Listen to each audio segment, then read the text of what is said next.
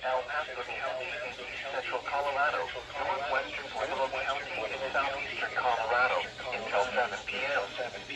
At 5:40 p.m., severe thunderstorms were located along a line extending from 2 miles northeast of Terrose, 7 miles west of Pueblo West to 8 miles west of Pueblo Reservoir, moving southeast at 35 miles an hour. Hazard, 60 miles an hour with gusty quarter-size hail. Source, radar indicated. Impact, hail damage to vehicles is expected.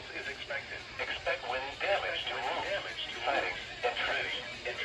Locations affected by western Pueblo West, Pueblo Reservoir and Vineyard.